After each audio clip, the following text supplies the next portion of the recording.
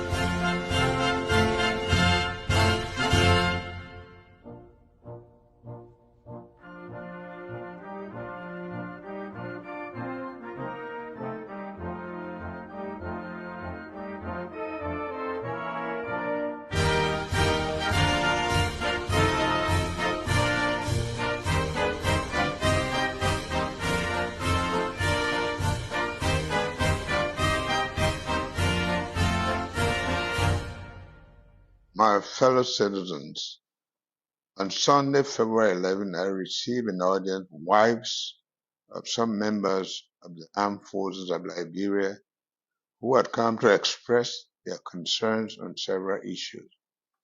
These issues included poor living conditions, high tuition fees for their children, lack of adequate medical care, and low salaries, among others. The women stated their most important demand was the removal of retired General Prince C. Johnson as Minister of Defense. They said their husband had told them that unless General Johnson was removed, there would be no Armed Forces Day celebration. We made it clear to the women that the government would look into their grievances regarding all the issues, but that retired General Johnson had been confirmed by the Senate and appointed by me as Minister of Defense. We were hence not prepared to discuss this issue. Meanwhile, we received throughout the day and night information that some of the armed forces wives and their husbands had initiated protest actions across the country by blocking major roadways and highways. Others had engaged in agitations in barracks around the country. In an effort to prevent violence and preserve lives and properties, we ordered the Armed Forces Day celebration for today be reduced to a low-key program. We have since held consultations with our strategic partner, the United States, and other regional stakeholders on the situation. As a true soldier and a patriot, retired General Johnson, of his own volition, informed us that he would step aside if he were obstacled in order to save the AFL and preserve peace and tranquility in the country. General Johnson accordingly tendered his resignation to me earlier today. I have accepted the resignation and thanked the General for his sacrificial services, loyalty, and commitment to our country.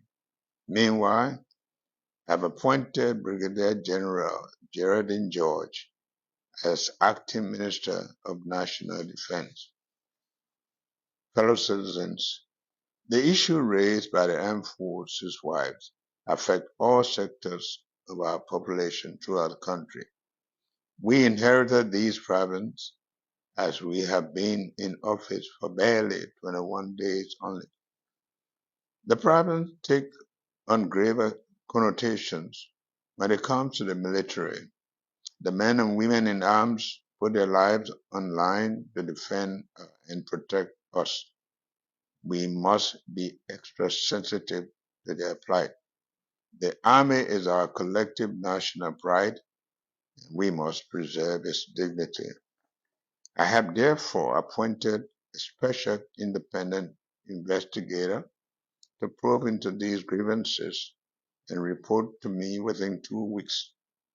We have also activated a board of inquiry to look into the case of several soldiers who were discharged from the AFL for various serious crimes but were said to be undeservedly pardoned and reinstated. We must never tolerate indiscipline and breakdown of order in the armed forces of Liberia. The reconstituted AFL had won the praises and admirations of the entire country for its professionalism and had become a source of national pride for us all. We cannot afford to indulge in anything that would dampen the morale of our soldiers and generate doubt and suspicion. On the other hand, our government will ensure that our military is well looked after. We should always think Liberia, love Liberia, and build Liberia. God bless the works of our hands and save the state.